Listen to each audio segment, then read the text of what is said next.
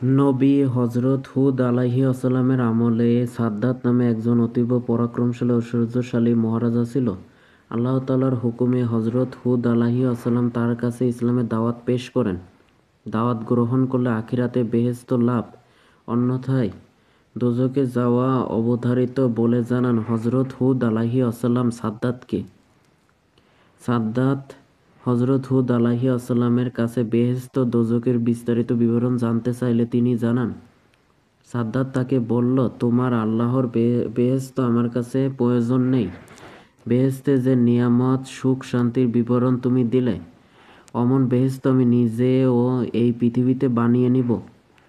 তুমি দেখে নিও। হযরত হুদ আলাইহিস-সালাম তাকে হুঁশিয়ার করে দিলেন যে আল্লাহ তাআলা পরকালে যে বেহেশত তৈরি করে রেখেছেন তা তোমার বানানো বেহেশত তার ধারে কাছেও যেতে পারবে না।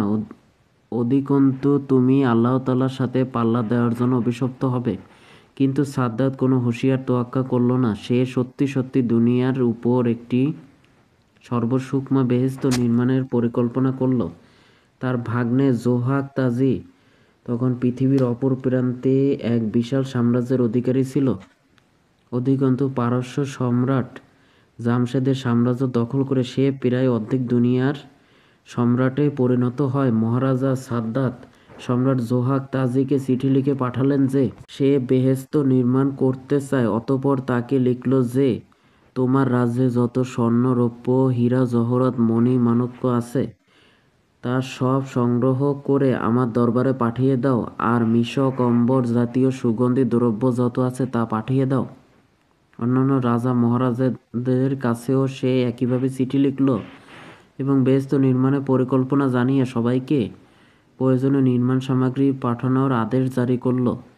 পৃথিবীর সকল অঞ্চলের অনুগত মহারাজারা তার আদেশ অক্ষরে অক্ষরে পালন করল। এবার বেহেশতের স্থান নির্বাচনের পালা। বেহেশত নির্মাণে উপযুক্ত স্থান খুঁজে বের করার জন্য সাদ্দাত বহু সংখ্যক সরকারি কর্মচারীকে নিযুক্ত করল।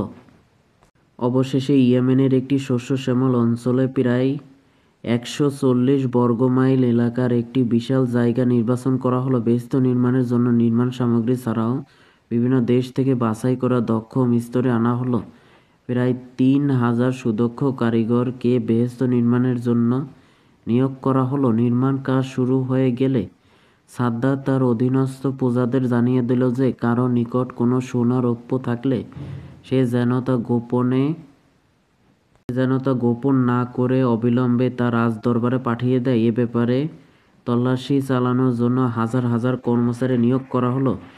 এই কর্মচারীরা কারো কাছে এক কণা পরিমাণ সোনা রৌপ্য পেলেও তা কেড়ে নিত।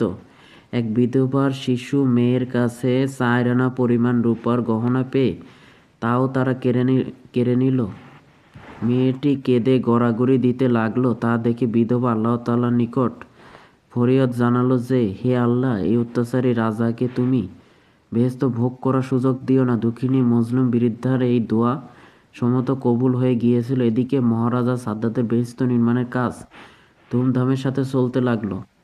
বিশাল ভূখণ্ডের চারদিকে 40 গজ জমি খনন করে মাটি ফেলে মরমর পাথর দিয়ে বেহেশতের ভিত্তি নির্মাণ করা হলো। তার উপর সোনা রূপার ইট দিয়ে নির্মিত হলো প্রাচীর।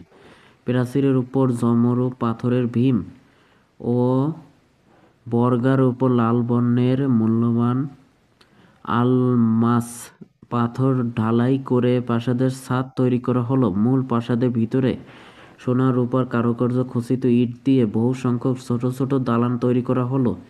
সেই বেহেশতের মাঝে মাঝে তৈরি করা হলো সোনা ও রূপার গাছগাছালি এবং সোনার খাট, তীর বাঁধা পুষ্করিণী ও নহল সমূহ। আর তার কোনটি দুধ, কোনটি মধু, কোনটি আবার কোনটি শরবত দ্বারা ভর্তি করা হয়েছিল। বেহেশতে মাটির পরিবর্তে শোভা পেয়েছিল সুবাসিত মেশক ও আম্বর এবং মূল্যবান পাথর দ্বারা তার মেঝে নির্মাণ করা হয়েছিল। বেহেশতের প্রাঙ্গণ মণিমুক্তার দ্বারা ঢালাই করা হয়েছিল। বর্ণিত আছে যে এই বেহেশত নির্মাণ করতে প্রতিদিন অন্তত 40,000 গাধার বোঝা পরিমাণ সোনা রূপা নিঃশেষ হয়ে যেত। এইভাবে একাধারে 300 বছর ধরে নির্মাণ করা হয়েছিল সাদ্দাতের বেহেশত।